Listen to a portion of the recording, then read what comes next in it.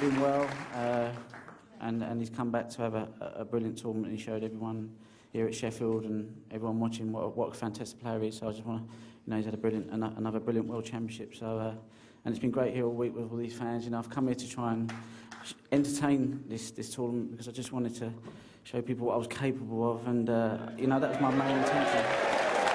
You've done that all right, and so much commitment and passion and desire to win this world title, and when we look back at it, even in the last few months, what's changed for you in the last year? And I just wonder how much you owe to Dr. Steve Peters and the work that you've been doing with him. Well, I wouldn't have been playing if it wasn't for Steve. I wouldn't. I said to him when I first met him, I said, I really don't want you to be able to help me.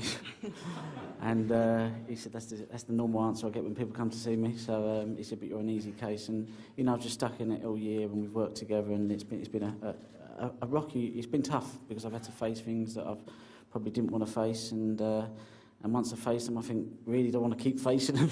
Sometimes you just want to run. But I try to give it a go, and I give it a go this season. And I've managed to win 3, well, I don't know how many comps I've won, but this just tops it all, So a few people doubted me, but I'd rather them not doubt me. I'll let them know when I'm not ready and when I've gone, but I certainly ain't gone yet.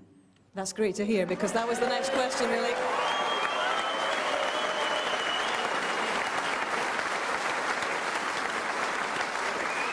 You said after the semi-final, if you could bottle that winning feeling after winning that semi-final, you'd keep playing for 300 years. So what is the plan now? How many more world titles could you target, Ronnie? I'm not going to put a number on it. I'm not even going to make any decisions at the moment. I'm having a good 6 months off. I'm going to enjoy my time with this little man here, my little daughter, and I'm going to have a nice, good break, and I'll assess the situation. But it's all good. So everything's well. We just enjoy the moment. Special to share it with Ronnie Jr. Did you hear him? He shouted, "Come on the rocket," a couple of times. I know, I could hear him whispering, and then he said, "Come on, Dad," and I was like, oh, Fantastic, well done, Ronnie. Ain't the time to get emotional, but, just, when I see him this morning, I just thought, what, it just puts everything in, the pressure lifted, because, just to see him, was just the best thing. Ronnie and Ronnie Jr., it's been wonderful to see you both here on this arena floor.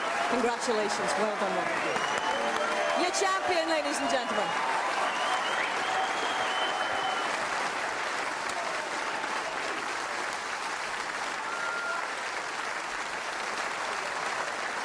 Ladies and gentlemen, please welcome your presentation party. Barry Herman, the chairman of World Snooker, and Fred Doan, boss of Betfred.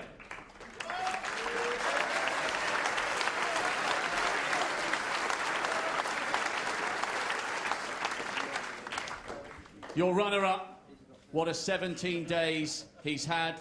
What a brilliant end to a tough season. Ladies and gentlemen, your appreciation for Ali Carter.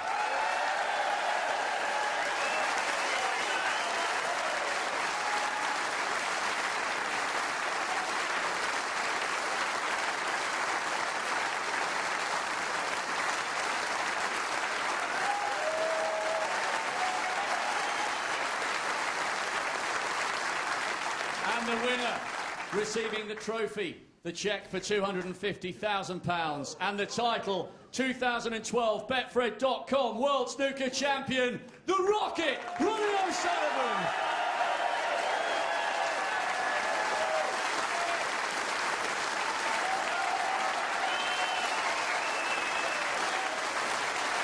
Your champion, Ronnie O'Sullivan.